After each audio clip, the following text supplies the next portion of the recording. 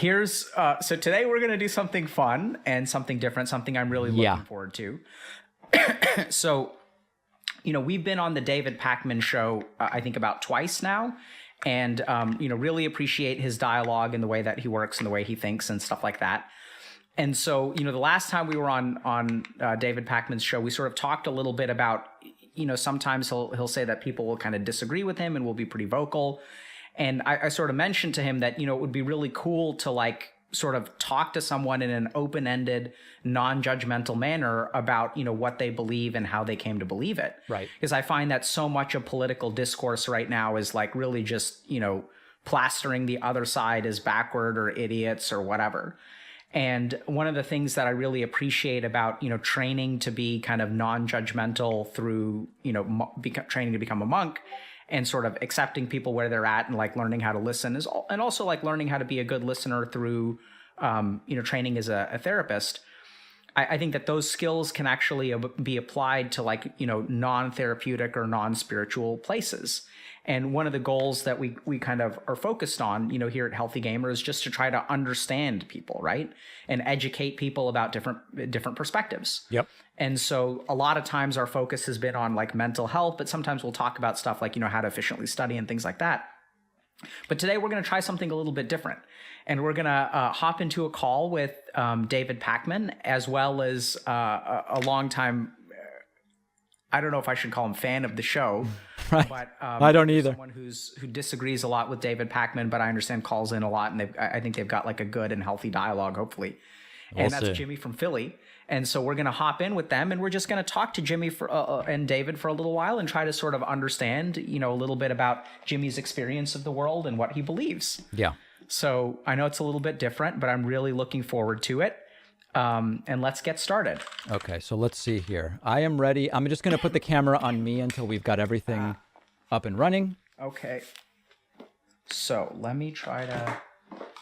Video call. All right. So join I'm video start a call. Call. Yo. We're going to unmute this. Okay. Okay. I have to figure out what's the right... I just turned on the camera. All right. Okay. I thought I did. Turn on camera. There we go. There you go. You had it. See? Beautiful. And I'm just going to take a second, guys, while we just chat here, since I don't usually use Discord, just to get it all finely tuned so my audience can see everybody. Sure. Okay. Jimmy, your camera was on briefly. Can It you then guys see turned me? off. We cannot see you, Jimmy. Oh. All right. There we go. You see me? Yes. Okay. All right. Beautiful. Okay. Great. Okay. Welcome, everyone. David, do you want to go ahead and kick things off? Or Let me do that. Yeah, just to kind of set the situation here. So basically, I talked to all sorts of people on my show. At some point, Jimmy started calling in, and we know Jimmy is Jimmy from Philly, and he would bring to me different ideas and questions, and I found Jimmy to be an interesting character, a sad character in many ways, a concerning character in some ways as well. I think our rapport is sort of okay, although Jimmy does regularly say, homophobic things, transphobic things, racist things, etc. And I think there's probably a lot to dig into there about the sort of origins or oranges of that. A couple things I'll mention about, our dialogue with Jimmy. Jimmy has talked to me about his problems with alcohol, and you guys can probably see he's got some bottles there over his right shoulder, and that's something I've talked to Jimmy about before. Jimmy has talked about how he has a daughter, but at least at one point wasn't allowed to see her because of some physical violence that Jimmy was at least I'll say he was accused of, and we'll maybe leave it to Jimmy to tell us more about the specifics of that. Jimmy was also arrested not long ago because of, as I understand it, chasing a car with 4 black teenagers down the street while intoxicated. And that led to a sort of legal situation as well for Jimmy. And that's kind of the Jimmy that I know big picture. And every once in a while, Jimmy will say something that's sort of open, and he seems open to considering other ideas, etc. But very quickly, he'll go back into the transphobia, the homophobia, the racism, and that's Jimmy as far as my relationship with him, which has been through the internet and through my show. Quite the introduction. So I want to just clarify a couple things. So I noticed, David mentioned like alcohol use and things like that. So just to clarify and make sure we're all on the same page, Jimmy, I am a psychiatrist, but my understanding of this conversation is that, I'm not here because David's here too. We're going to just three people having a conversation. I wanted to just make sure that, are you under the impression that I'm your medical doctor or that I'm here to diagnose you with anything, treat you for anything? Okay.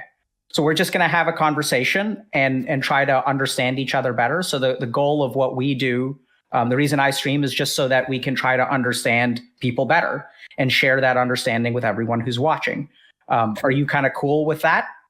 Yes. Just so you understand, if after the call, if you do sort of decide that you do want mental health support or treatment or things like that, you're welcome to kind of message us and we can kind of provide you with resources. We do that for every, guest that comes on. But that's kind of at your request. We're not going to push anything on you or recommend anything or anything like that. It's just sometimes I'm sure I'll be just fine. Okay. So Jimmy, is it okay if I kind of ask you, do you want to share a little bit? Like, do you want to offer an introduction or I've got a couple of questions already. So first of all, like, how did it feel to hear David's kind of like litany of how he introduced you? Well, he's gotten a lot of it wrong, actually. Okay. When I did the call with him last year, I clearly said that they were four Black 20-somethings, not teenagers. This didn't occur in Philadelphia. It occurred in the suburb of Philadelphia. Let's see, what else? I was arrested for public drunkenness, but I beat the case. They had a video of me going after a car. It doesn't prove that I was drunk. They arrested me because I was off my the video showed them that I was off the property, and they said I was publicly drunk. The video showed that I was angry, not that I was drunk. I was drunk. Okay. But I was I wasn't that drunk. They were ready to let me go at the police station. I said the M word in the back of the police car, so they wouldn't let me go. Sure. So what I'm kind of hearing is that, like, you didn't get a fair rap from David. Well, Doc, here's what happened. Okay, so I'm a Trump supporter. I have signs on my lawn. They continued to get stolen, right? So I sat out there and was guarding them. And I'm drinking a little bit while I'm out there. 4 black men bum rush the lawn. They take signs real quick. And they ride around the block, taunting me 3 times. Fuck Whitey, fuck Trump. The second time they did it, I ran in the house. I got a knife. Third time, they got caught at the light. I ran after the car. I was a little tipsy. I stopped to stab the top of the tire. I should have stabbed the sidewall, but the knife disintegrated in my hand. And they got out of the car laughing and chased me back to the house. And some nitwit took a video of me doing this. And they gave it to the cops. And the cops locked me up for public drunkenness. But I beat the case because they never showed up. They didn't have a case. So. Yeah. So, thanks for sharing that, Jimmy. I appreciate it. But what I'm kind of curious about is, like, when you have kind of your side of the story, and like, I was frankly kind of shocked. I mean, David, is it okay if I be critical of you for a second? Please. I would love it. Yeah. So, like, here he is introducing you. And like, he starts off with like bottles in the back and like got arrested for this. And like, it's kind of a weird way. It's a real charmer. Yeah, I mean, how does that? I mean, like, because it's almost like he's sharing like the most negative or provocative things about you. Well, David's a propagandist. What can I tell you? I mean, he's good at it. Yeah.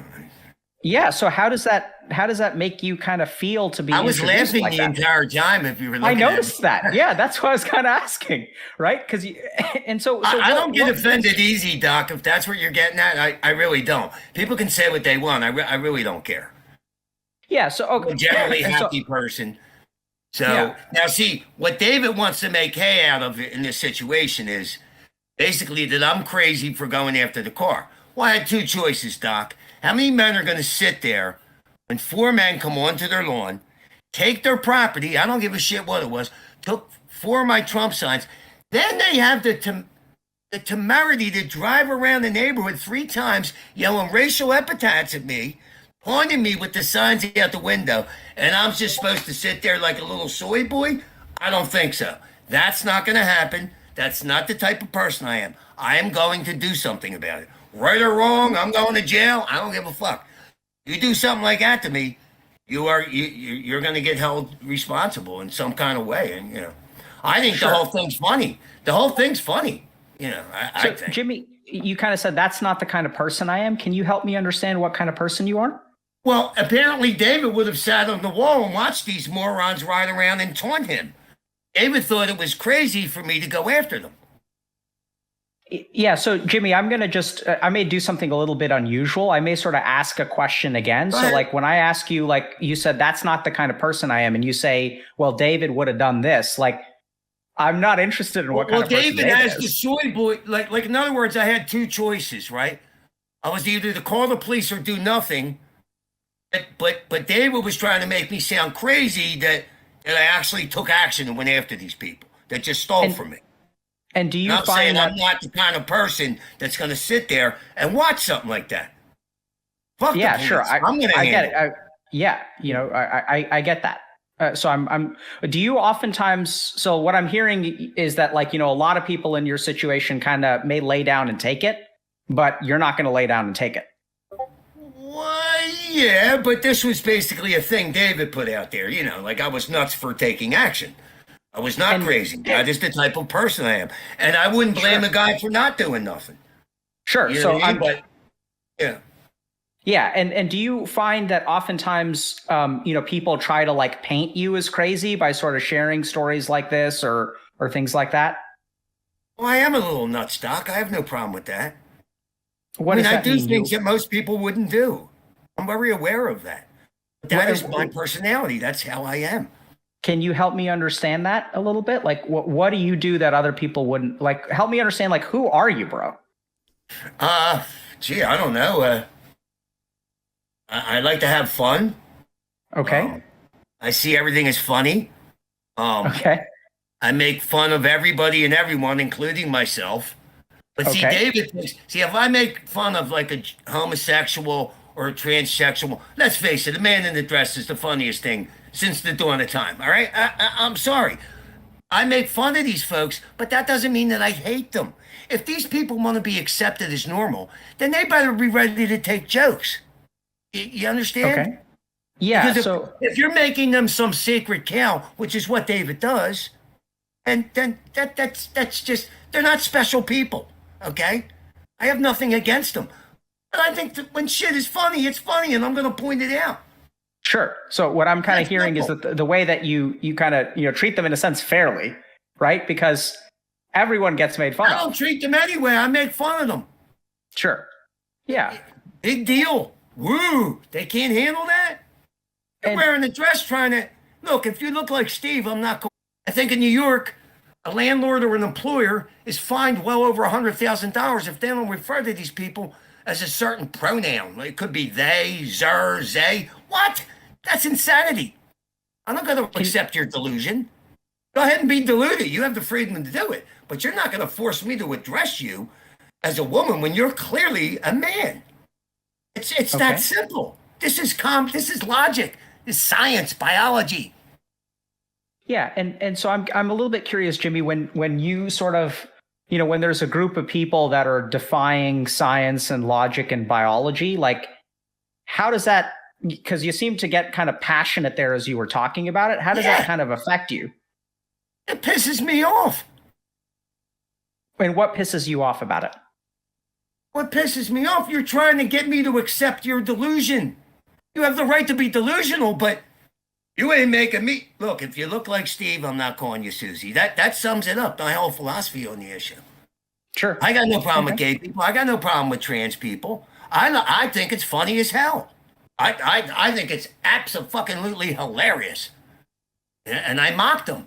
But that doesn't mean I hate them. That doesn't mean if I were the Grand Poobah, would I stop it? No, I think it's hilarious. It's a shit show. I mean, I just think it's funny. Sure. And can you help me understand? This may sound like a weird question, okay? Go ahead. But can you help me understand what you think is funny about it? A man in a dress? That says it all. Okay. My name's Linda, and they got a deep voice. I mean, come on, man. This shit is funny. Okay. I hear what you're saying. Yeah. So I think part of the problem with, dissecting humor is the moment you dissect it, it kind of falls apart, right? Well, look, part of it is the commies are destroying comedy. That's what it really is.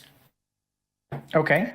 Everybody wants to you don't have the right not to be offended. You don't. People can make fun of you. It doesn't make them hateful people. Okay? I'm not a hateful person. Not a racist either. How do you know whether someone is when someone mocks you, how do you know whether that person is hateful or not hateful? You don't, but this is the way the left paints comedy anymore. You can't make fun of the homos. You can't make fun of the trannies.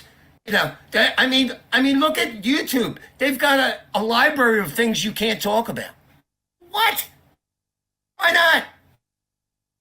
Okay. I hear what you're saying. So what I'm also hearing that, that they're kind of anti-science in a sense. And that they're also... A man can't become a woman. This is impossible. I don't care if they cut their dick off, don't cut their... I don't care. They cannot become a woman. When they can change DNA, maybe you got an argument. But these people cannot become women. It's just impossible. So, Jimmy, let me kind of ask you. So you were kind of saying when someone mocks someone else, you can't tell whether there's hatred or not hatred. Right? Like if I mock you, if I make fun of you, But look, if you're known as a person to do that, if you're known as like I used to do stand-up comedy, people that know me know, you know what I mean? It's not my fault that you're a snowflake and you can't handle a joke. You know what I mean? That's not, if you want to get offended, go ahead and get offended. I'm going to laugh at you even harder. Okay. So now what I'm kind of hearing you say is that if they know you're a comedian, then it's okay to make, No, it's always okay to make fun of people. Why not? Humor is a spiritual principle. It actually brings people together. But the left is trying to destroy it. Okay.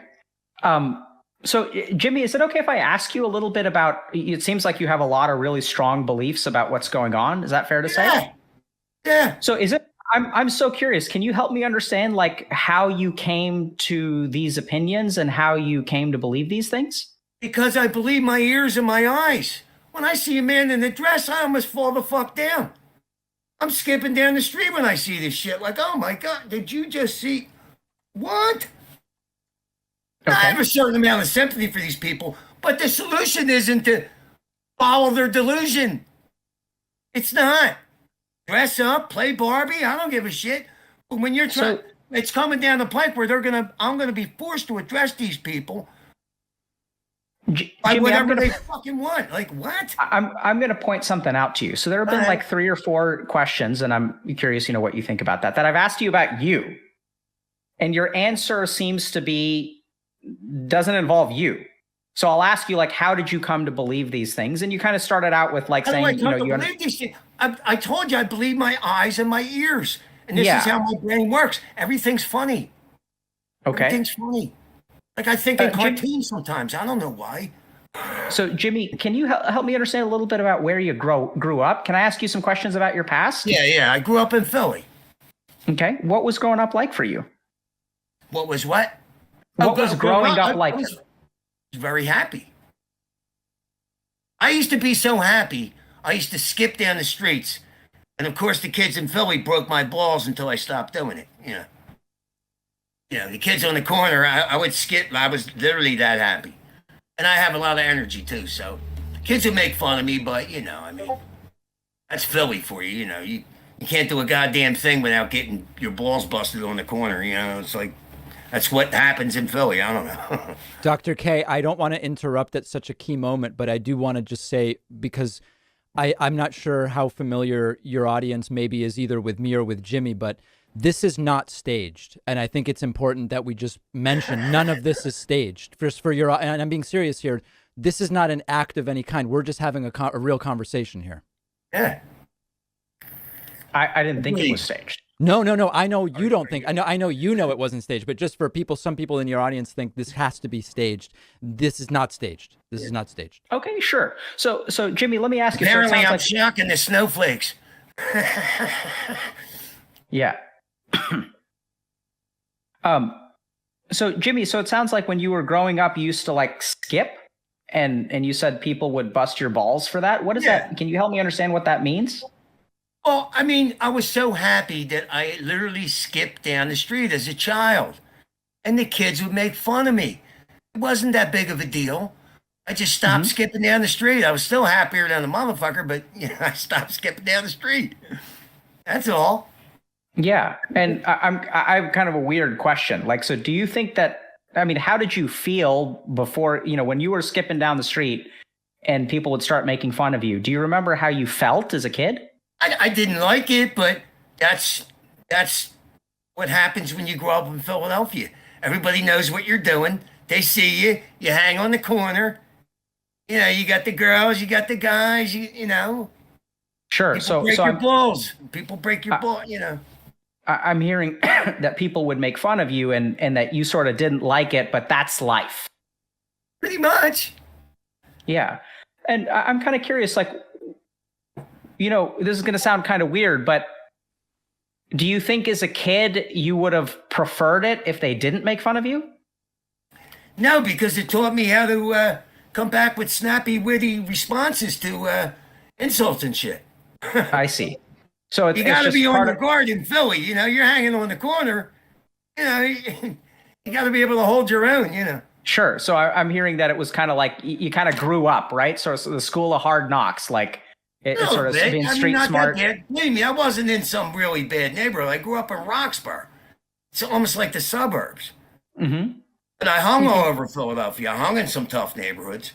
I was in a boys' home when I was a child, and I would hang out with the kids in their neighborhoods. Kensington, Southwest Philly. I've been all over Philadelphia. They used to call me the rabbit. What does that mean? You were in a boys' home? Yeah, my mom put me in it was called St. Francis Vocational School. And you didn't have to be adjudicated, but I was doing a lot of stupid shit. I had gotten into drugs. I'd committed some crimes. My mother didn't know what to do with me. She put me in this boys' home. She thought she was helping me. Believe me, I had a fucking ball there. I didn't want to leave. But, you were allowed out in the community. You weren't, I had friends. I had... we went to concerts, like 50 of us. Like, I went to school in the area. I mean, I pretty much, Doc, I have fun. I literally have fun everywhere I go. Like, I have fun in jail. So, you know what I mean? Like, my number one goal is to have fun. Okay. So can I ask you, Jimmy, so how old were you when you got put into the vocational school? 13. And do you remember how you felt when your mom kind of put you in there? Well, I felt abandoned, was very angry with my mother. I remember her crying, kissing me, and my dad going something like "fly right" or some shit, but that wore off very quickly. But like the con artist I was at that age, I kept kind of letting my mother think. Kind of letting her feel guilty, but within days, like I was having a very good time there. These were all kids my age.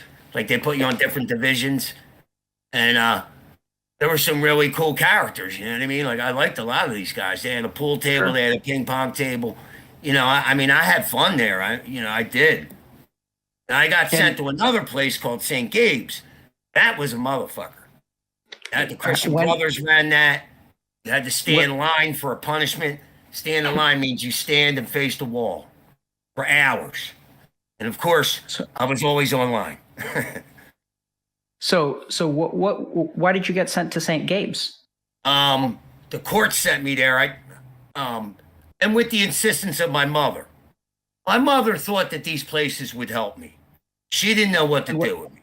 What was wrong? What did you need help for? Well, I was doing drugs. I was committing crimes. She thought I was going to die early. So she told me she used to come to court and the judges were going to let me go. And I want them placed in and they would listen to her. And I would get real pissed off at her. Now, this was as a child. As an older man now, I understand what my mother was doing. You understand? I agree with her.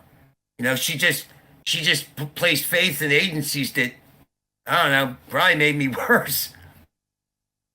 But, you know, as a child, I fucking hated her. So I'm kind of, what you're saying on the one hand makes a lot of sense. So can I just kind of repeat back what I've heard so far? What? So you kind of grew up in Philly, right? Like not like super bad situation, sort of suburbs, but you kind of hung out with some kids, went to some parts of town where you got made fun of. It sounds like you were sort of like a happy-go-lucky kid. And, I've been described as exactly that. Yeah, and you know, the kids on the street, like they kind of got you to stop being so carefree pretty quickly. No, I just stopped skipping. Sure. And started being a comedian.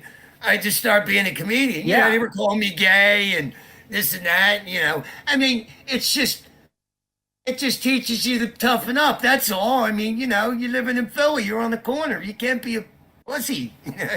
Sure. You can't be skipping down the street. Let's put it that way. And then somehow you kind of started getting into trouble with like drugs and some criminal activity and stuff. Yeah. And then your mom kind of shipped you off to one place. And then she kind of shipped you off, like, and it sounded like you kind of did what you were supposed to do, right? So, see, here's the first thing they did. They took me to the Valley Forge Military Academy, right? They were going to put me in there, right? And there was no fucking way I was going to be a tin soldier, right? So the guy that runs the joint, he said, I want to talk to him privately. And he pulls me in a room and he says, listen, if you don't want to come here, we're not going to make you come here. He's like, I don't care what your parents say. He said, do you want to come here? I said, absolutely not. He said, okay. He had a little consultation with my mom and dad. We walked away. How did you feel about that? Great. What? Yeah, I mean, so I'm going to ask you kind of a weird question. Do you have a sense of why you felt great there? Because I didn't want to be a little cadet. You know what I mean? Huh. I didn't want to do that. Follow orders, march around, wake up at 5 o'clock. Fuck that. I was 13. What the fuck? I see. And then how did it feel when you know the judge was ready to let you come home and your mom was like, we got to send him to St. Gabe's? When I was a child, that really pissed me the fuck off. What pissed you off about that? I'm watching because she wouldn't take me back. In other words, I got angry with her. And I would be in the cell with these kids from Kensington, where Kensington's like a real bad section of Philadelphia. It's, you know, it's where the men are men and so are the women. I mean, it's crazy. It's gotten even crazier. But these kids would do all kind of shit, like way worse shit than me. And their mothers and fathers would pick them up. Mine wouldn't, you know, and I mean, as young as that was my thinking. I couldn't stand her. I fucking hated her. And my father behind her back would say, you know, if it was up to me, this wouldn't happen, you know. So he pissed me off too because I thought he was a fucking snowflake. But, you know, when I got older, I realized my mother was trying to help me. That's all. I was an asshole. I was a kid. I mean, I was immature. Can I think for a second, Jimmy? What's that? Can I think for a second? You don't need my permission to think.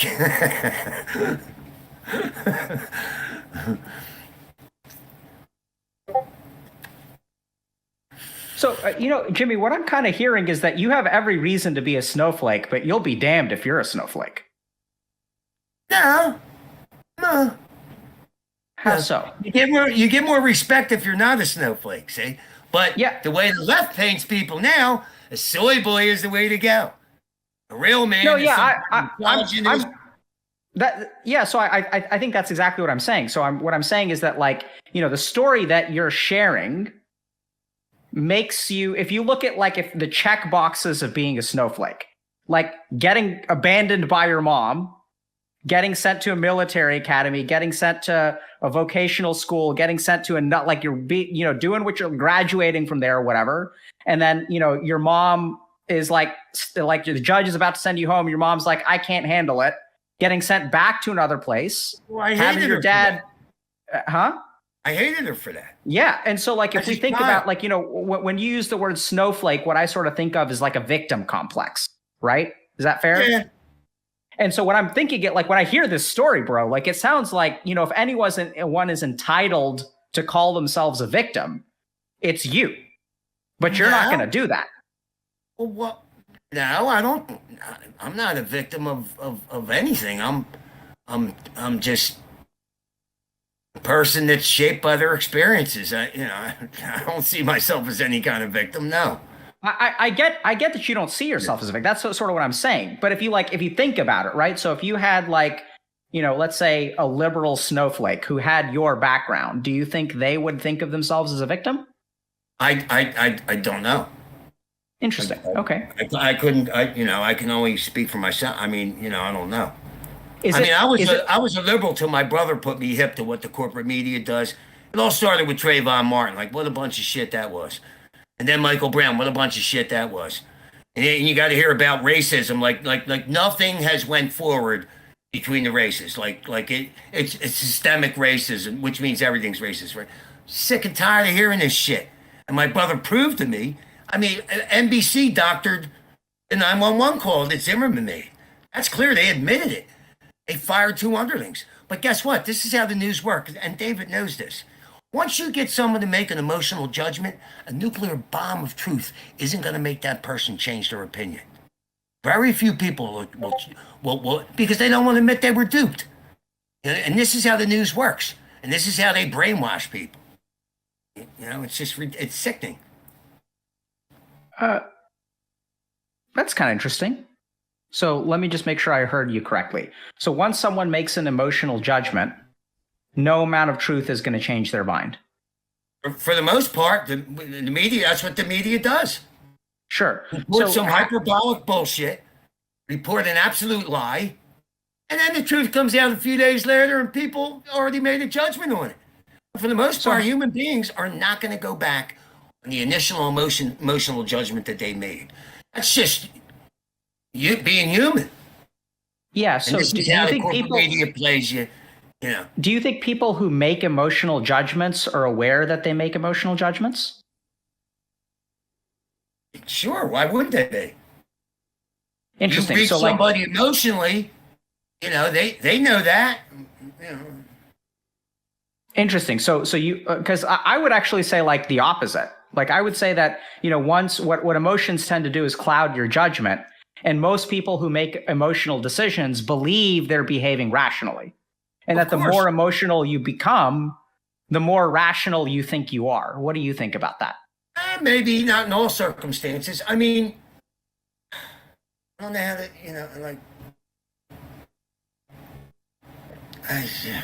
I don't know. Okay. It's just the way I am. Sure. I don't like being lied to. I don't like being gaslighted. And they're doing it constantly. The media, politicians, you're being lied to all the time. Everything's a grift. Everything is a grift. Everything. When did you start to feel that way, that everything was a grift? In the last 10 years. Can you tell me about... I was a bill collector for years. You know what the banks do to people on credit cards? Do you have any idea? Can you hold on just 1 second? Yeah, sure. Hello? Hey, can you get Jimmy to turn off the Discord notification sound? Or is it you? It may be me. I'm not sure. Hold on 1 second.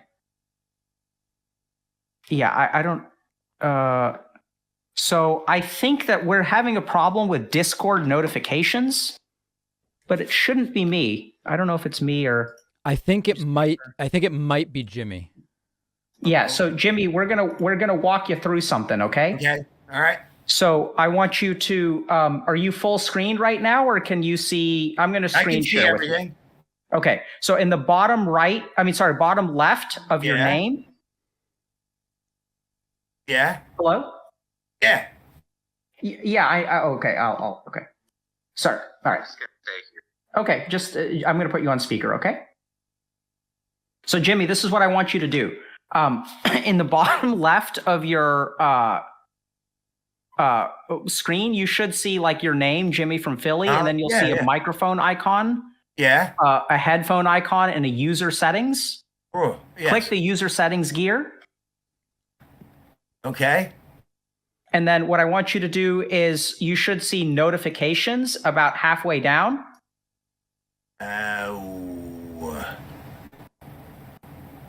Wait a minute. Where is it? Yes.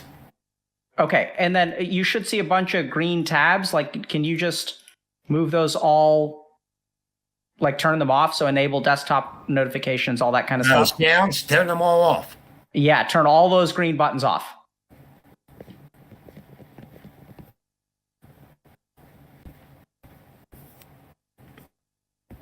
There you go. Lot.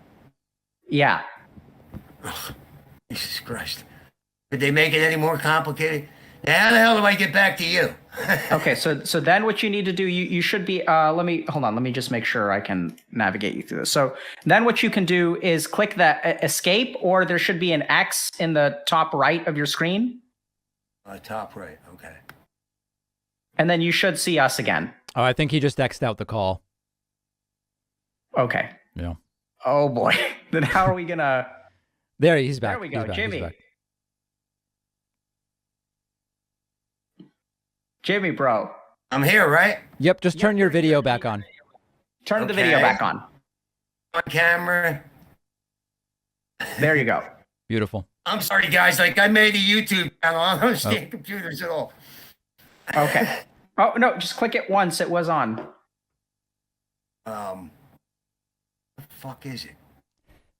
I don't know where it is now.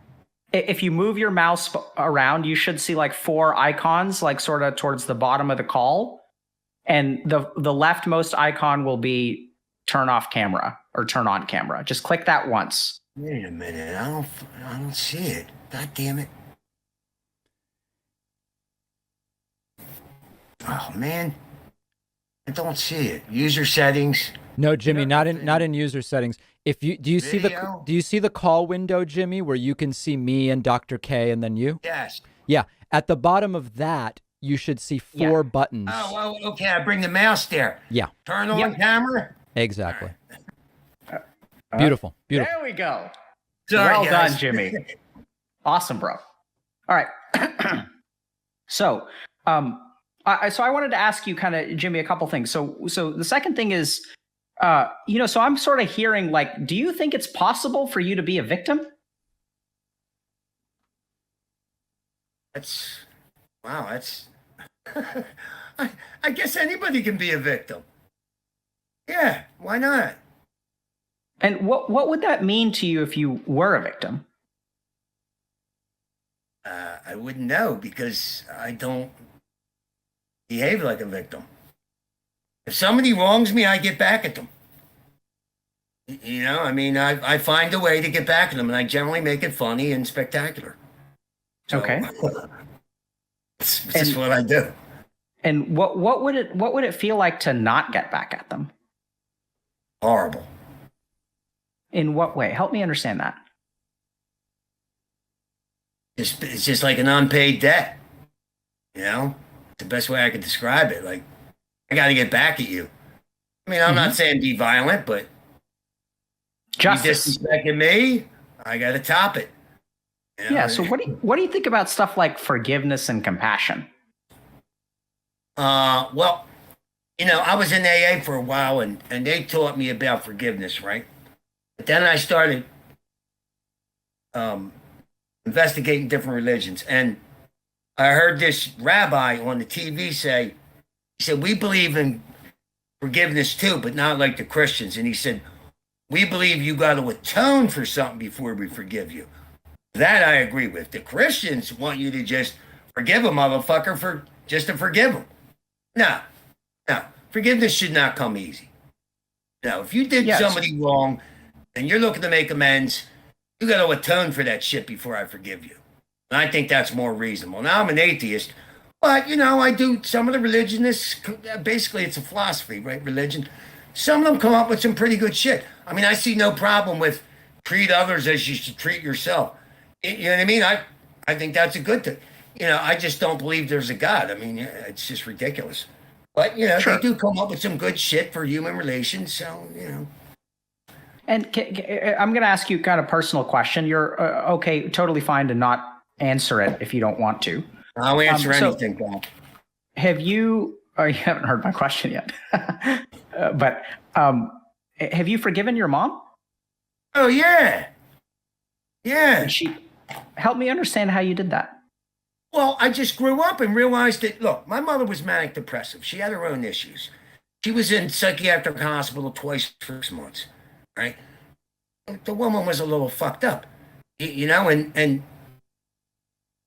she wanted to help me. There's no doubt about it. I remember my aunt from Scotland said, I said something derogatory about my mother. And she sat me down. She said, Jimmy, do you realize you're the golden boy? I said, what do you mean? She said, whenever there's a problem with your eyes, she whisked you right off to the doctor. Every time you were sick, she brought you to the hospital. She said, that woman wasn't trying to hurt you. She had her own problems, and she went with what she thought would help you, and apparently it didn't. Now, yeah, I think, I wish they would have put a fucking guitar in my hand or something.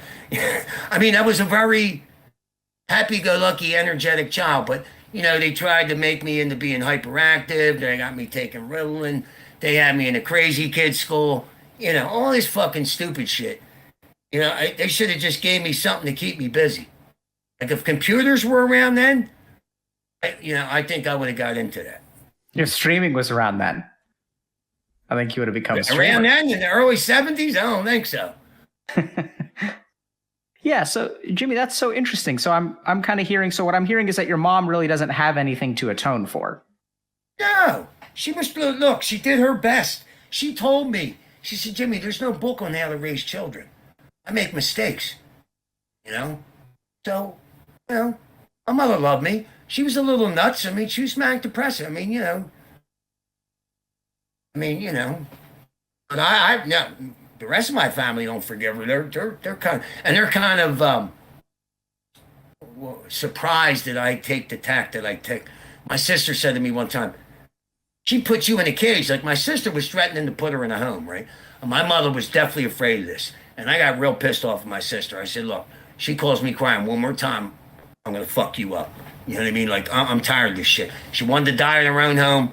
The woman had the right to do that. There was nothing wrong with her. She fell one time. Big fucking deal. And my sister was like literally terrifying her.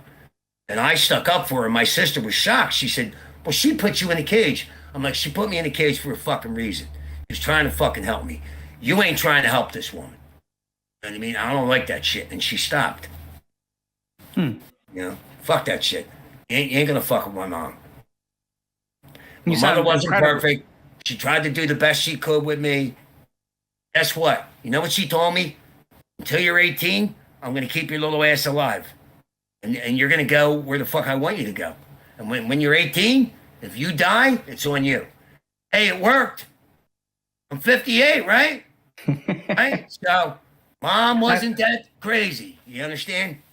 Yeah. So what I'm hearing from you, Jimmy, is that despite, being very upset with your mom when you were growing up, what I'm really hearing is that you kind of really respect her. You understand her. Absolutely. You sort of understand that she kind of did the best that she could given the circumstances. Yeah. She had her own struggles, and you kind of don't blame her for that. Sure, that's what a mature person does. I mean, that's the only way to look at it. Well, am I going to still be angry at this woman? She's dead. The woman's dead. Some people continue to stay angry, right? Yeah. There's no point in it. There's no percentage in it. So,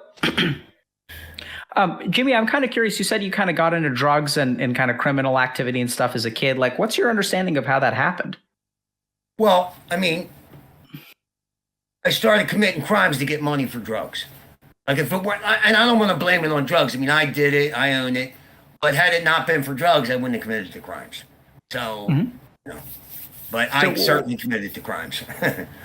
How do you understand, drug? Like, Like, so like some people think of, substance use as an addiction, is a disease, is an illness. What do you think The about whole that? disease thing was a bunch of bullshit with the insurance companies and all. I'm very well versed on all that shit, on AA, the history of it and all.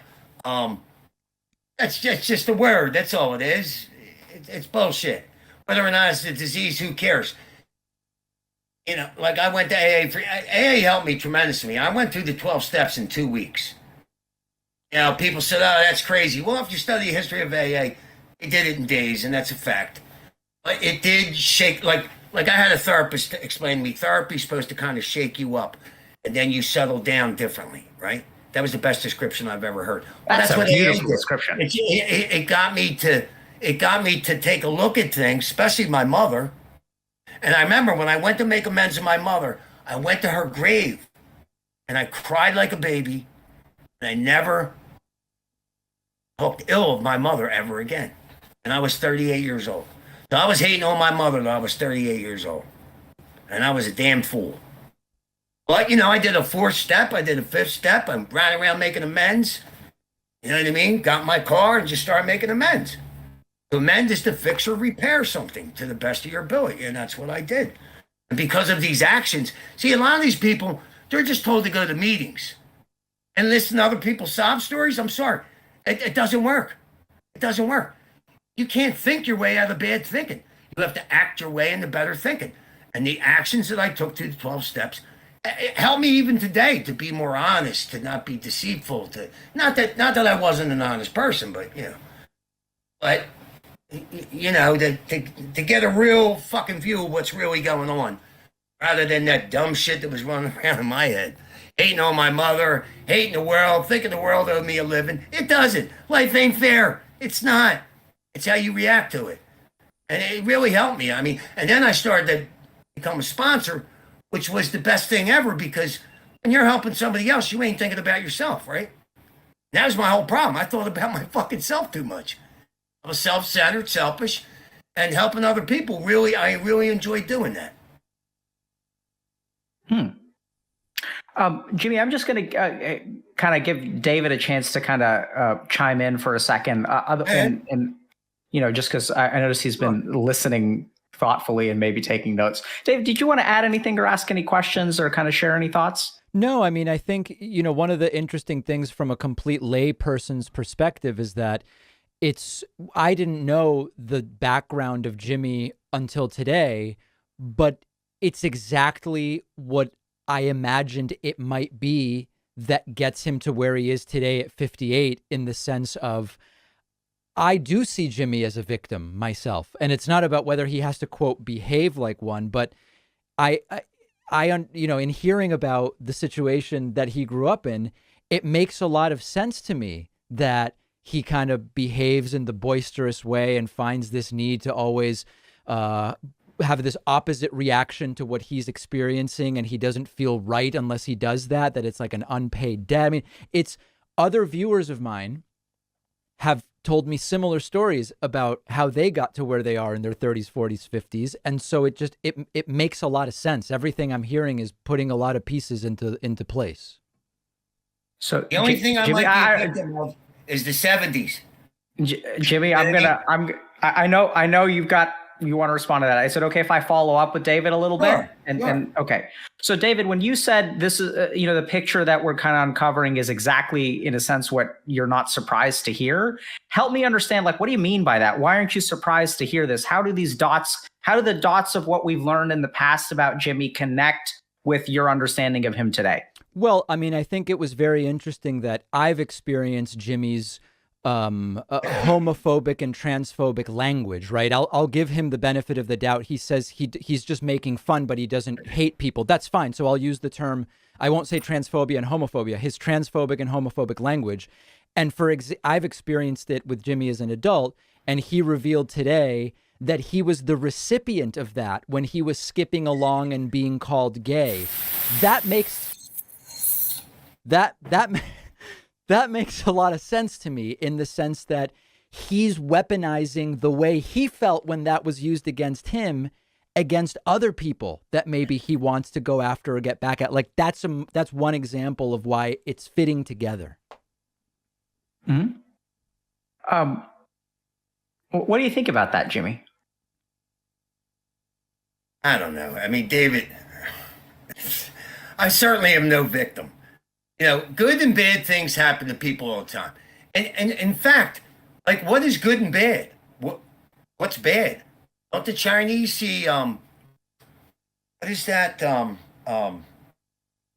conflict as like opportunity?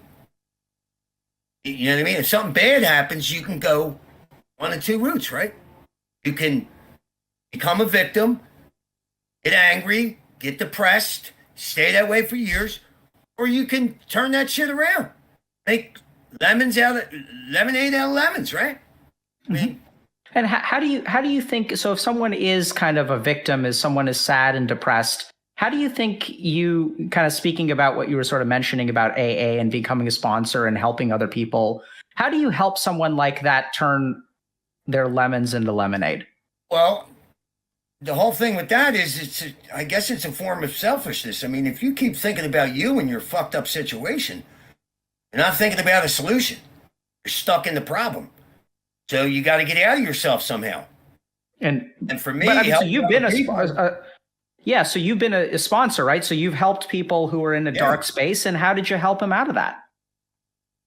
just helped them with the big book of Alcoholics Anonymous. I helped them take them through the 12 steps, and they got to define it the way they did, and you know, like, they got to experience it the way they did. The more they practiced it, the more they experienced, and they got to articulate it any way they wanted to. I didn't tell them to say. I didn't tell. Most of these guys would tell you when I got sponsors, right? And believe me, these were all well-meaning people, but they would say, "Call me every day," right? So I'd call them. They'd last about 10 minutes because I was pissed off. I was disgusted. The one thing that comforted me, drugs or alcohol, wasn't available anymore. And they lasted about 10 minutes, right? And they would say, "Go tell that at a meeting. You'll feel better." I never did. I never felt better talking about my problems all the fucking time. And believe me, I talked about my problems. I never No, understood. I'm asking how you helped other people. What's that? So I'm hearing that you seem to be talking about when someone else was your sponsor. It sounded like you were a sponsor. Yeah. I sponsored. How did you help other people? Oh, what I did was I helped them to open their own eyes. How did you do that? I was helped through the 12 steps. Do a fourth and fifth step with them. Share the way I made amends. Discuss that with them. And then they had to go out and do the work. Like, I was just like a guide. I was no special person or anything. It's not like I had superhuman powers. Sure. But I had a problem that I got over. And you're the same way, ain't you? And you have a problem with gaming and you got over it and now you help gamers? Well, then you understand this. Absolutely.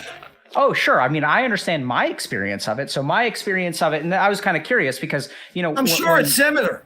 I think it is too. So let me kind of share with you kind of my experience and you let me know. So, I found that when I was playing video games, like, I was really struggling and some people would kind of, not really understand that I was struggling. They would sort of blame me. They thought it was weakness, things like that. Some people made fun of me.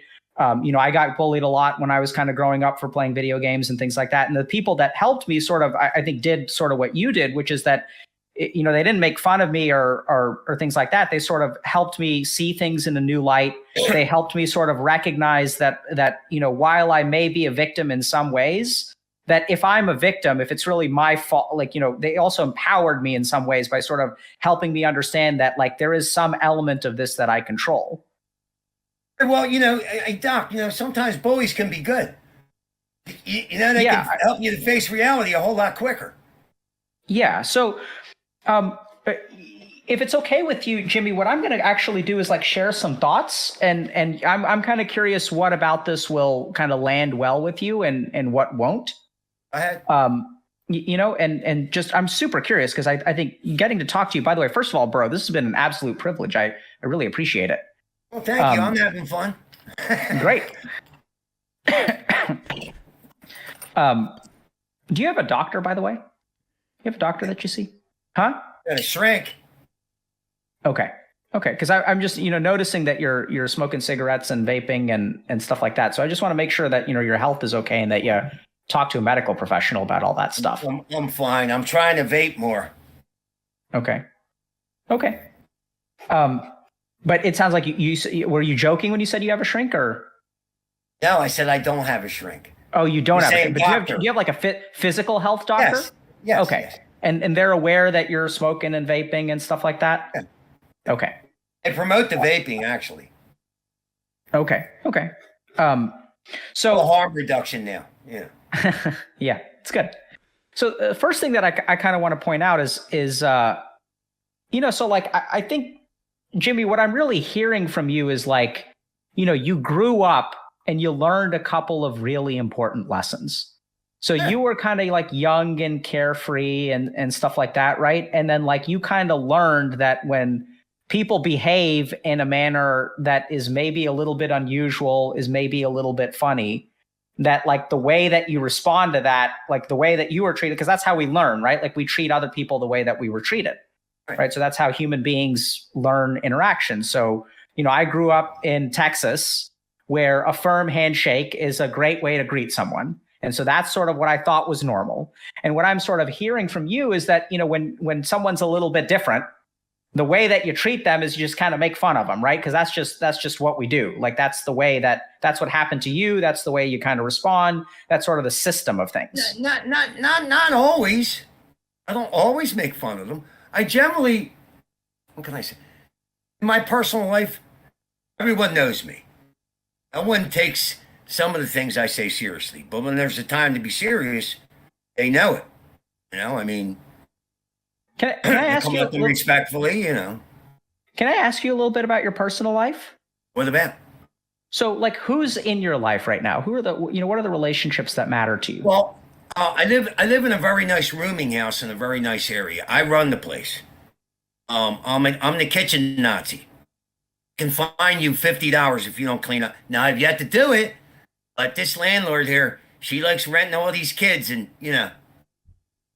fucking vegetarians. They're gonna save the world of animals, but they won't clean up the kitchen. It's amazing. I point to the floor. So you're having artichokes, onions, and it looks like there's a tomato there too. These kids, it took me 2 years to whip this place into shape. Now we got a professional cleaner. So it sounds like you're kind of like it sounds like there are kids in the sense of there's no kids, young folks here, and so it sounds like you're kind of imposing some discipline and order. This is the International House of Pancakes. We got West Africans, we got Koreans, we got Jamaicans, we got black people, we got everybody here. So I'm hearing that some of the relationships in your life are kind of the people that are in the rooming house. What about like significant others, partners, family? Nah, I don't have a significant other. I haven't had a steady girlfriend since my ex said I threw the baby on the floor. So she betrayed me, and I really don't give a shit about a relationship. Okay. When you say you don't give a shit, do you ever feel lonely? Curiously enough, no. That is kind of curious, right? How do you understand that? I would, but no. Listen, I walk down the street, I have fun. I talk to everybody. I pet every dog I see. I don't know what to tell you. I have fun. I'm a relatively happy person. Mm-hmm. Yeah, I see that. Yeah, but how do you think that happened? Because I'm thinking 58-year-old. Maybe. Well, I'll say this for you. LSD has helped me tremendously. How so? It's made me happier. Interesting. Okay. And so when was the last time you were in a relationship? 20 years ago. Okay. I'm going to ask you kind of a weird question. You don't have to answer if you don't feel comfortable, but have you ever wondered if you might be gay? No. And I know it sounds kind of weird, but why not? Because I don't think a man's hairy ass is appealing. That's basically as right of an answer as you can give. Okay. Yeah. And so it does sound like you're Now, there's sexually no attracted. problem. I got no problem. I got no problem with homosexuals. I don't. In Yeah. fact, I've had a few homosexual friends that were some funny motherfuckers. Yeah. So I'm just hearing that you're sexually attracted to women and you're pretty sure about that. Yeah. Yeah. Okay. Was it okay that I asked you those questions? Yeah, I hit the sucky fucky every now and then, What? What is I hit the sucky fucky every now and then. Massage place. An Asian massage place. Okay. Anyway, so If you must know what I do for sex, because that would be the next logical question. I was just, yeah, no, I mean, I suppose it would be the next logical question. Jimmy, I gotta say, man, you are a blast to talk to, bro. That's cool. Yeah. Yeah, so I just want to, so here's the thing. If it's okay with you, I'm going to sort of share some thoughts and a couple of observations. I met you now, like about an hour ago, right? And Yes. So you got to take all this with a healthy grain of salt, Right. But so I'm going to kind of just start out with like, it seems like you kind of grew up and you were taught a particular, here's the rules of the game of life, right? If you're a little bit different, you get made fun of, and that like making fun of people is sort of what happens. And there's no victim complex here. You kind of, it's like tit for tat. Like if someone makes fun of you, you make fun of them. And it's like, that's just the way of the world. No, I got to top them. You got to top them. Why is that? I don't know. Makes me feel better. Okay. Yeah. So I'll share a couple of thoughts with you about that in a second. But Okay. so and then I think that, honestly, like so I'm a psychiatrist and I see a lot of people, who have PTSD and gone through traumatic experiences and stuff like that. And I'm actually, I know this may sound kind of weird, but I do think that there's, some people really go too far on the victimhood complex. And as a psychiatrist, sometimes what I find is that, if you kind of think of yourself as 100% of a victim, that also means that you have no control or agency over life. Okay. And that you can be a victim. And at the same time, there are parts of your life that you can control. So I think that there were some. Well, let me say this to you. The biggest thing that I felt like a victim was when my ex used the police and the courts to lie and say I threw the baby on the floor. They were all against me. The accusations what mattered, not the fact whether or not it happened. They did no investigation. They didn't ask if the child was taken to the hospital. They just charged me, made me spend thousands of dollars for a lawyer. To this day, that pisses me off. That's the way the system is. I had detectives tell me, you're guilty till you're proven innocent. If it's with a girlfriend or a wife, if they say you did something, boom, you're locked up. No investigation. I believe that's extremely unfair. It's very unfair. How did it feel to be a victim in that situation? Not fucking get good. Railroaded. Not good. I went down there and screamed at the psychiatrist, and the security guards came in, and he put his hand up, and he talked to me, and here's what my lawyer got the notes from the psychiatrist. So the psychiatrist said that I was very affable, right? But that I needed some mental health support, right? Yeah, no shit. My ex just said I threw the fucking baby on the floor, and I didn't. You know what I mean? But then he does the report on her, and he says the distance that Miss Veith claimed that he threw the child on the floor became lower and lower as the interview went on. In other words, he called her a liar because she is a fucking liar. She got away with it. She got away with it. Because she said. That's ridiculous. It pisses me off to this day. And I don't feel like a victim anymore, but I'm still pissed off about it. I'm still going to talk about it. Fucking ridiculous. Now the kid's in Harvard. So, and guess what? That kid read books because she saw me reading books. I always read. Her prior series in their entire fucking life. Okay? The kid calls me when she's 10. Listen to this. She calls me when she's 10 years old. She says, Daddy, Mommy told me to get in the tub, but I was already in the tub. I'm like, what? She said, Mommy told me to get in the tub, but she was already in the tub. I said, is Mommy drinking? She said, yeah. I said, put her on the phone. I said, she's at the age of reason now. If you want her to hate you like I fucking hate you, keep fucking drinking. And to her credit, 3 weeks later, she went into rehab. I believe she's still sober. I'm not sure, but she's been sober a number of years. So, Are you mission accomplished. The kid won't talk to me. The mother poisoned her. You know, the mother got both her titties chopped off, right? I found it on Facebook, and I sent her a message. It couldn't have happened to a nicer person. I'm skipping down the street. I'm going to have a party. Well, apparently, saying mean things is worse than doing mean things. You know? Yeah, what I said was terrible, but her saying I threw the baby on the floor, costing me thousands of dollars, forever altering the relationship I would have with my daughter, is a lot worse. So you deserve that. You know what I mean? I don't give a fuck. They can cut her head off.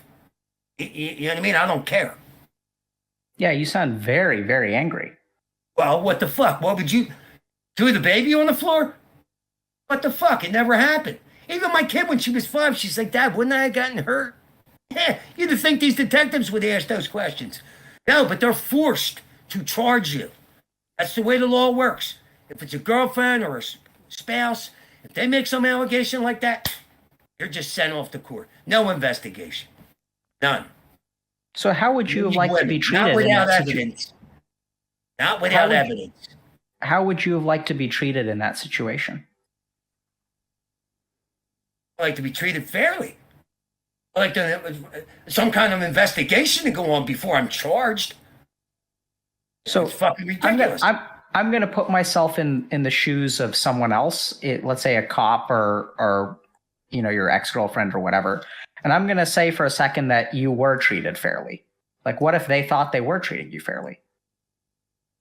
Even the cops admit it's unfair. I've talked to scores of detectives. They say, look, in that instance, you're guilty till proven innocent. It's fucked up. It's fucked up. No investigation. Like, look, if somebody accused me of murder, they do a fucking investigation, right? If somebody accused me of burglary, they do a fucking investigation. If somebody accused me of anything, they do an investigation. But when a woman says a man did something to a kid, there's no fucking investigation. They just charge you. That's wrong. That shit's wrong. Cost me thousands of dollars to disprove a lie. Fuck yeah, that's wrong. Believe women. Fuck that. Not without evidence. Fuck that. You're supposed to get mad about shit like that. Yeah, I completely agree. I think the worst thing a man can do is rape a woman, and I think the worst thing a woman can do is lie and say that you abused your own child. That's fucked up. And the kid made it to Harvard. Looks like I did something fucking right. Yeah. Doesn't sound like you got a whole lot of credit for it. What's that? Doesn't sound like you got a whole lot of credit for it. Well, I shouldn't get credit. Look, the kid was smart. The kid liked to read. You know what I mean? And my whole family's like thinking Carol did something. That kid went to Harvard despite that dumb bitch. He drank a fifth of JD a day for 10 years. That kid was born smart, and she liked to read. And she would ask me, Daddy, what's your book? He said. And I would stop because my father read all the time, but he would get pissed off if you stopped him. So I would stop, put the book down. Well, Julia, here's what happened so far. So I'll let you know when it ends. Yeah, Jimmy, I'm gonna kind of interrupt you for a second. Is that okay? How does it feel to share this? Good. What feels good about it? I don't know. I like talking about how would I put it? About my daughter. Because see, I can tell the fucking truth.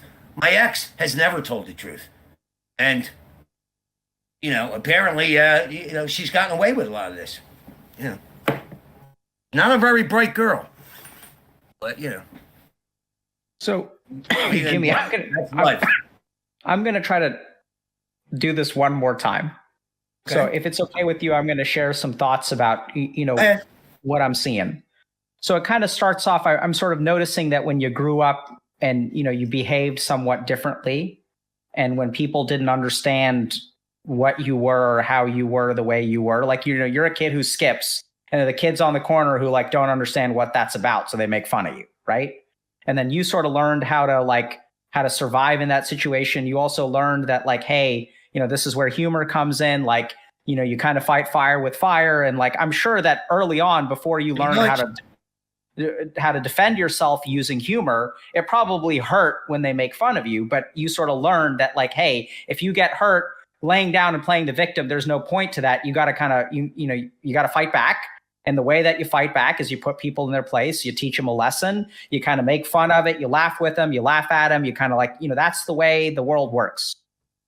And then I'm sort of hearing that, you know, that you had a couple of interesting things happen to you. You kind of got into drugs and stuff like that. You got into crime because of the drugs. You know, I think you come to acknowledge that your mom wasn't perfect in a lot of ways, but she sort of, in her own flawed way, did the best that she could. And you've come to even defend her and kind of be a champion for her when other people were trying to, like, you know, kind of abuse her or not kind of treat her properly. Like, you weren't going to let her be a victim, and you would stand up for someone else who kind of couldn't stand up for themselves. And that's actually despite, you know, getting sent off to like become a tin soldier. And by the way, I think part of the reason that you really, you know, part of the reason that you were telling that story, I think I heard some positivity there. And I think part of the positivity with that story is that someone actually like paid attention to what you wanted and what you cared about. And the guy was like straight with you and said, hey, if you want to be here, I got your back. And if you don't want to be here, I was eternally grateful to that commander or whatever the hell he was. It's weird, right? Just to go there. Yeah, and he had your back, right? So, like, you know, when I was in St. Gabe's, we played Valley Forge Military Academy in football, and we beat the shit out of them. Yeah. So I got a fumble and all. What I'm sort of hearing is that, you know, some people like your mom, it sort of felt like she didn't have your back, right? When she's in the court, judge is like, time to go home, and mom's like, Whereas, like, it's interesting because there are like some people here who sort of have your back, right? And he's like a stranger, but it was really interesting to kind of hear and see your emotional expressions and stuff as you were kind of telling that story. You kind of got sent to St. Francis. You sort of liked it, but you sort of made your mom pay for it, right? You weren't going to let her off the hook for feeling that she abandoned your kid. Yeah, right. And then you went to St. Gabe's, which you really didn't like, but it sounds like in a lot of ways you were sort of dealt an unlucky hand in life. But I'm also sort of hearing that you're not going to play the victim because, like, that's not who you are. No. So this is, that's, you know, shit happens to all kind of people. All kind of negative things happen to people, you know. Yeah, of course. And so I think that, like you said, you know, the one place where you maybe get to play the victim card or you feel like you were really treated you know, unfairly was probably the situation with this whole domestic violence kind of thing and stuff like that. Right. But then I'm also kind of hearing that, you know, this AA experience has been really interesting for you because what I'm sort of hearing is that, you know, acknowledging that people have their own experience of alcohol, helping people understand their experience of alcohol. Sorry, it's just a bit distracting. And sort of help other people sort of like listening to you and sort of being like kind of compassionate, right? But also they're not saying like, oh, it's like, it's not your fault, alcohol is a disease. Like they're not sort of using that kind of victim language, but what they're sort of doing is recognizing that, hey, you may need a little bit of support. And I think affable and may need some mental health support, I think is a great way to describe you, by the way. To be fair, the whole disease thing, let me just stop you. To be fair, in the big book, when Bill Wilson wrote it, they did not declare it a disease. He called it an illness, a malady. He used other terms. The whole disease thing is a fucking joke. It really is. I think it's ridiculous. And you know, like the problem for me for many years is I would go to AA. They would tell you to go to a meeting. If you got a problem, put it out in the meeting like it's group therapy. I don't know about you, but constantly talking about my problems makes you feel worse. Makes you feel worse. So I had to like take some actions. I knew I had to do something. I didn't know what the fuck to do, you know. But this man helped me, and I was very impressed with the fact that he fucking spent his personal time with me. And he said, now you go do it. Yeah. No, I'm with you. So I did. I was afraid, but I did it. So I'm with you. I mean, I think I'll kind of address that in a second too. But and so what I'm kind of hearing now is that you kind of got your opinions and you're going to stick to them. And if people want to be snowflakes, they can go screw themselves. You're going to say what you're going to want to say. And so this is where I'd actually encourage you to rethink that a little bit. And here's the reason why. Okay. So like what I'm hearing is many situations in your life where people didn't listen to you, and other situations where they kind of did. Like, so we can talk about, that the general or whatever at the Tin Soldier place. We can think a little bit about your AA sponsor. We can even think about the psychiatrist who sort of said, sort of had your back and sort of looked at the situation. But you know what, Doc? I even look at it like even the bullies help me in some sense. You understand? I'm with you. I'm with you. I'll get there, right? So like those moments, where people really like, because I'm not hearing that your AA sponsor made fun of you, and I'm not hearing that when you're an AA sponsor, he someone actually else did, but he was the funny guy. Okay. He just died too. I was real. He died of Hep C. He got treated. I had Hep C too. I got treated and cured, but he had it for like 30 years, and it fucked with his liver so bad that even though he was cured, it killed him, which was a real shame. A nice guy. Sounds like a real shame. Yeah. And so I'm also hearing loud and clear that, your experiences have made you the person that you are, which is sort of a survivor. If I had to use one word to describe you, you've been through a lot. The number one will of a human being is to survive, is it not? Yeah. And what I'm also hearing, and I know this may sound kind of weird, but there have been a lot of times where we sort of talked a little bit about, maybe how you're feeling or, like, for example, like that you don't feel lonely, and even you're a little bit surprised at that. And in my experience, actually, like psychologically and neuroscientifically, like sometimes what happens when people are survivors is parts of their brain actually shut down, because like you were kind of saying, if you didn't shut those parts of the brain down, it'd be like going to an AA meeting, talking about all the negativity, and it just sort of like feels worse and worse and worse. And so sometimes what the brain actually does is numb ourselves to negative emotions. And the last kind of thing that I'd sort of share with you is that, you were talking a little bit about how like you don't like to wallow in the negativity, which I get because you're not a victim and all that kind of good stuff. But there was a little bit of time today where you sort of did share, hey, the one place where I think if anyone wanted to call me a victim, it was in this place. You got Absolutely. Pissed off. You started off, you can even go back and watch this. You started off laughing about it. And then towards the end, you really got angry. And then I kind of asked you, like, how does it feel to talk about it? And you actually said, good. Now, I think if we had spent an hour and a half talking about it, you would feel worse at the end. But what I'm sort of noticed, maybe, yeah. Well, I mean, you're the one who said that wallowing in the negativity makes you feel, generally speaking, worse. But who knows? Yeah. So this is where, what I'm kind of noticing is like you're someone who had to kind of adapt. You had to survive. You had to learn how to laugh. You had to learn how to, you had to, tit for tat.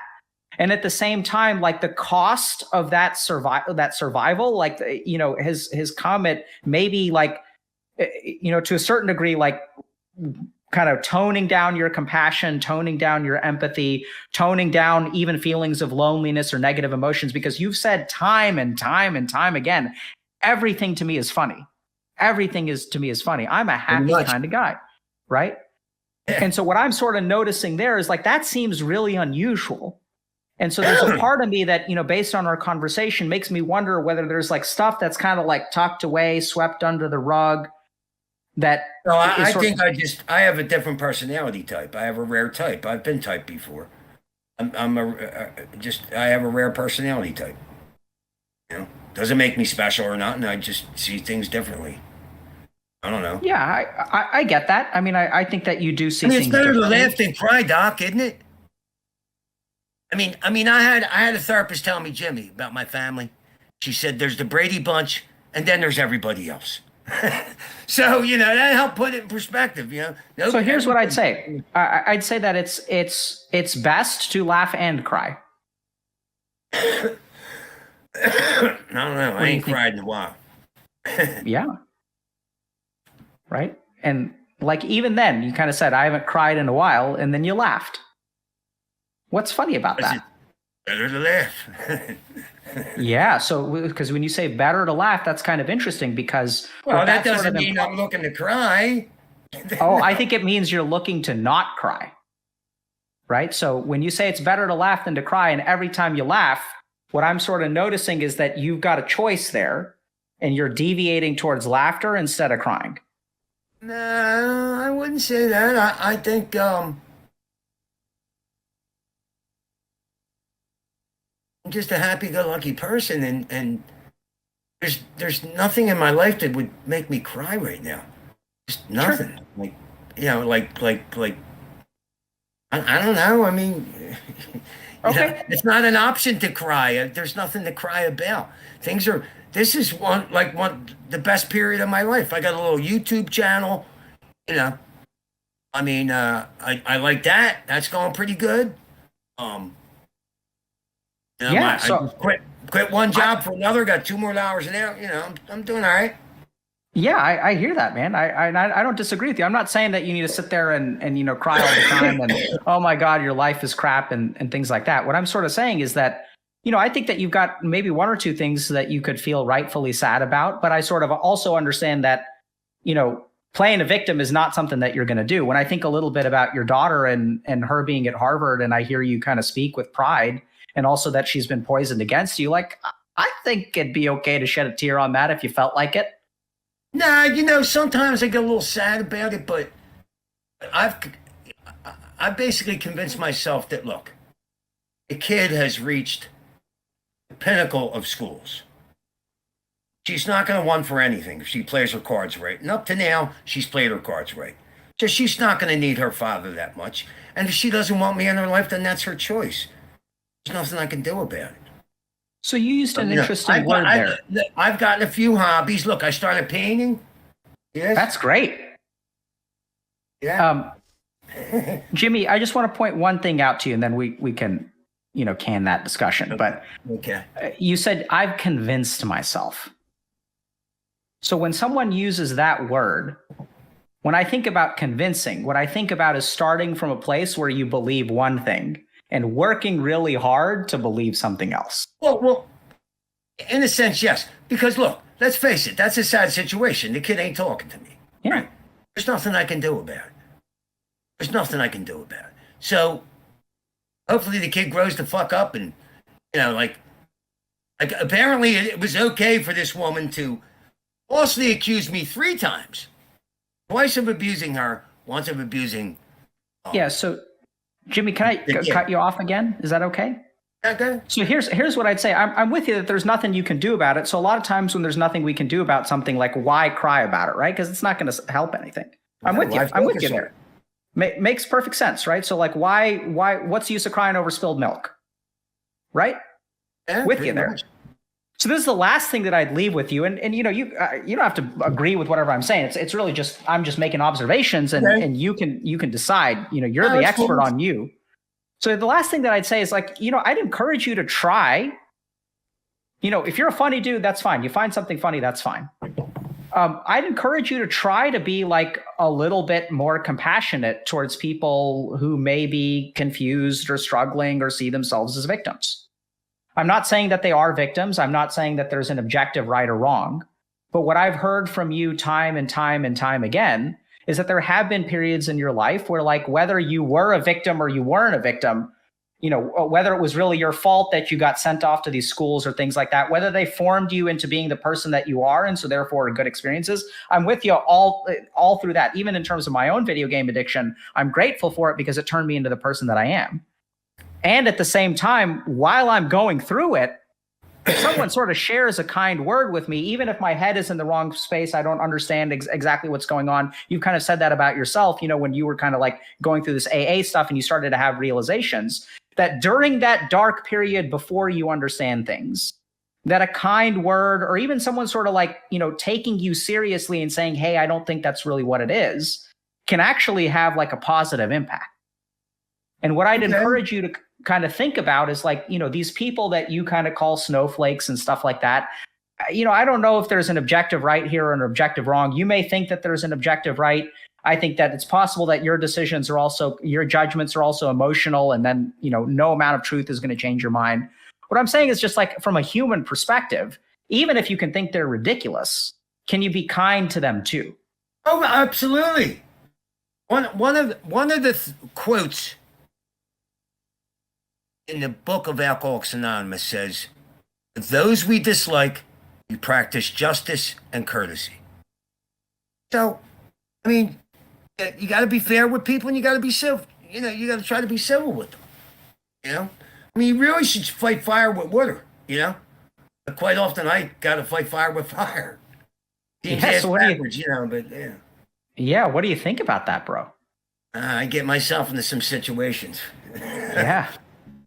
So, just one last thought, and then, David can talk or you can talk. I'm kind of done with my spiel, but, just like you said, like, it sounds like a lot of times you fight fire with fire, and the words came out of your mouth. Like, sometimes maybe you should think about using water from time to time, bro.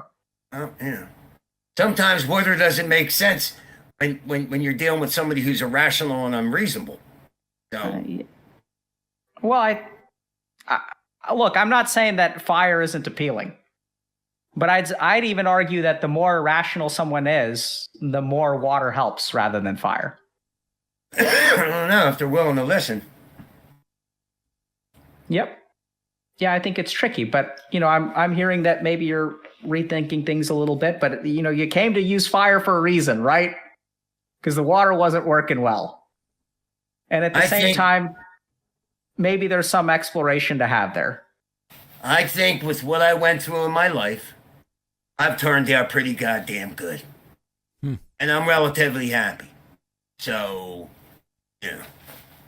yeah, I have no problem with my life. I think you've done a good. I'm about to say something that make you. Let me know if this is like a victim complex kind of thing. But I would say, given the hand of cards that you've been dealt, you played a really good game of poker. Yeah, maybe. Believe me, I fucked up along the way. Yeah. Learn more from fuck-ups than any kind of success. Trust me. Absolutely, man. I hear you. Failure is overrated. Underrated. Hey, Jimmy, can I ask a quick question, Jimmy? When you and I started kind of, I don't know about corresponding, but when you started calling in, there was a different sort of anger that I feel like in our interactions has dissipated over time, where you and I have even communicated privately by email. And I feel like it's a different Jimmy than from maybe a couple years ago. Is that about something has changed for you over the last couple years, or is that about your relationship with me specifically? I would say LSD has helped me. I honestly believe that's made me happier. Wow. I honestly believe. Now, I get in arguments with these people online. They say, "Oh, it taught me this, it taught me that." LSD, it's a drug. It ain't teaching you shit. But it does seem to make me happier. It does seem to make me want to take risks. Like I was afraid to start the YouTube channel that I got. Like I was unconfident about it. I don't know how to do this. I don't know how to do that. Fuck it, I just did it. I don't even know how to do this shit. You guys help me, right? So when I see somebody that doesn't know how to do something, I'm willing to help them. That's how it should work, right? So you just have to have the will to do something. You don't necessarily have to understand it, know how to do it. You just move towards it, right? So that's what I'm doing. Words to live by. Wow. And Jimmy, I'm just curious, and if you don't want to answer that, this obviously you don't have to. Do you own firearms? No. You don't? Okay. I'm a felon. I can't. Okay. I wouldn't own one anyway. I have no problem with people that do, but I have no need for a gun. Oh, is that right? Yeah, I've I can defend myself, but some people, it's their right. They have a right to do it. I lost that right by being convicted. So yeah. Well. Wow. Well, Jimmy, listen, you've really said it all. I mean, I don't know about you, Dr. K, but this has been incredibly illuminating to me. Same. Yeah. I mean, I really appreciated, Jimmy's honesty and his perspective and his cojones for coming on and kind of maybe stepping a touch outside of the comfort zone. I had fun, fellas. Yeah, I hear you, man. Yeah, maybe that's my. Oh, sorry, Dr. K. No, go ahead. Nope. I was just gonna say, like, Jimmy, you gotta talk to your doc about, you know, all the stuff you're using, bro. Okay. Yeah, Like that it was sounds actually like that was it'll hurt actually you. going to be my LSD don't question. hurt you. No, but Jimmy, what I was curious is during this hour and a half, I think it's been consistent Cool Whip cigarettes and vaping the entire time. Is this all day while you're up, or are you maybe like understandably a little nervous about this conversation, so you're doing it, or is that all day? Well, listen, the Whippet gods were good to me. They just delivered 600 15 minutes before the stream started. No, but what I'm asking, Jimmy, is from the time you wake up till you go to sleep, are you consuming the whole time? No. You're not. But I do hit these Whippets a little hard. I mean, you know, but not in the morning or not, you know. I mean, Okay. And then absolute last thing, just because AA was such a prevalent thing, are you sober now from the standpoint of alcohol? no, but I don't drink as much. Okay. I was knocking down 2 bottles of that whiskey a week. And I've had that for 10 days. The bottle behind you. Yeah. I see. So I'll drink 3 strong beers, 9 or 10% a night. Of course, in 5 hours. So I'm not driving. I'm doing a stream. David, I'm You know, I'm a kind of few beers curious. after work. What pushes you to ask questions to Phil about his? Sorry, Jimmy, about how much substances he's using?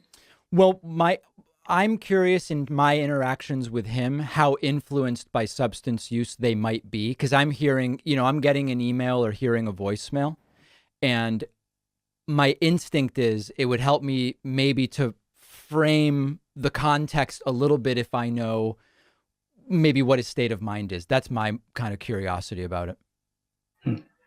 Yeah. Wow. Okay.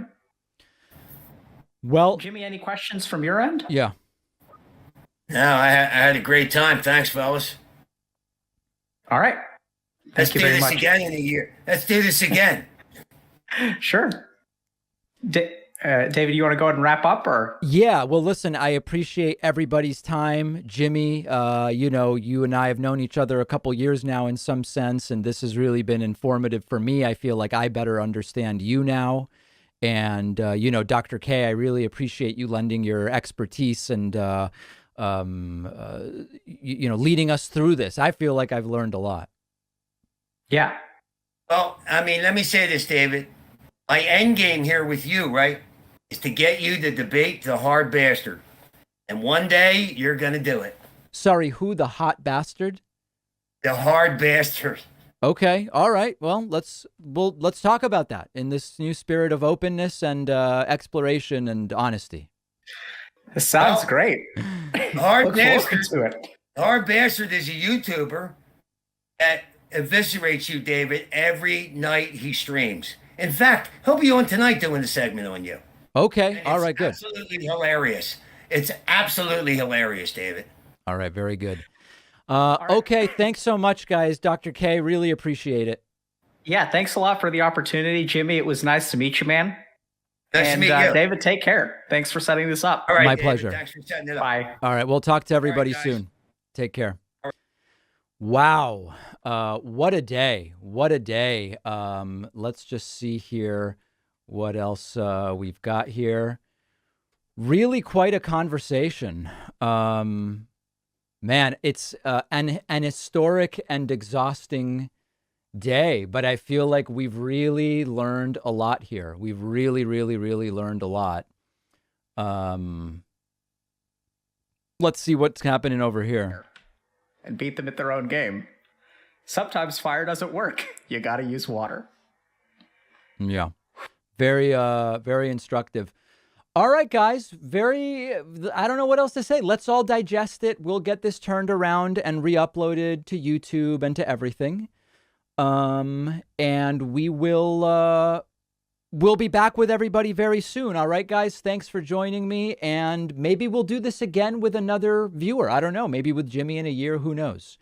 I am worried about the whippets and the smoking and everything. I mean, that was a lot. That was really a lot.